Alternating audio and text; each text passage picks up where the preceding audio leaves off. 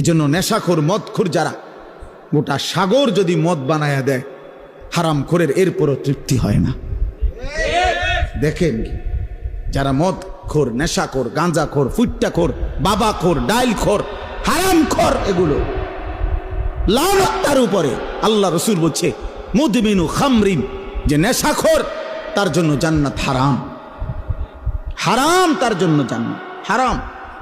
নবীজি বলছে শবে বরাতের রাতে, যে রাতে আল্লাহ তাআলা কোটি কোটি বান্দাকে মাফ করে দেয়, সেই পবিত্র বরকতময় রাতেও এই নেশাখোরকে আল্লাহ মাফ করে দেয়, মাফ করে। এর জন্য যুবক, এক ফোঁটা নেশার সাথে যদি কারো সম্পর্ক থাকে, রহম করো নিজের উপরে, ছেড়ে দাও। বলে এক দুই ফোঁটায় কিচ্ছু হবে না, না খোদার কসম, এক ফোঁটাও হারাম। কুল্লুমা আসকারা ফাকালিলুহু ওয়া কাসীরুহু হারাম। নবীজি সাল্লাল্লাহু আলাইহি সাল্লামের হাদিস, যা নেশা তৈরি করে তা সামান্যও হারাম, বেশিও হারাম। পেশাবের এক ফোঁটা খেয়ে দেখো, পায়খানার এক ফোঁটা, এক সামান্য পায়খানা খেয়ে দাও, সামান্যই তো এটা।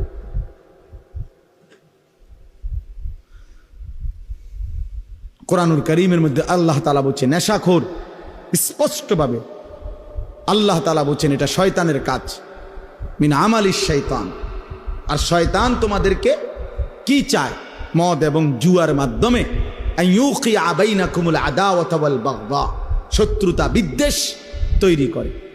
ওয়া ইয়াসুদ্দুকুম আন যিকরিল্লাহ, আল্লাহর স্মরণ থেকে সরিয়ে রাখে মদ জুয়া। ওয়া আনিস সালাহ, এবং 5 ওয়াক্ত নামাজ থেকে ফিরিয়ে রাখে। আল্লাহ বলছে ফাহাল আনতুম মুনতাহুন, হে আমার ইমানদার বান্দা, তাহলে এতগুলো ক্ষতিকর কথা শুনে তুমি কি মদ এবং জুয়া থেকে ফিরবে না? তাফসীরের মধ্যে আছে বন্ধু, কোরআনের তাফসীরে আছে, এ আল্লাহ যখন এই আয়াত নাজিল করছে ফাহাল আনতুম মুনতাহুন, হে আমার ইমানদার বান্দারা, মদ এবং জুয়ার থেকে তোমরা তাহলে ফিরবে না, ফিরবা না?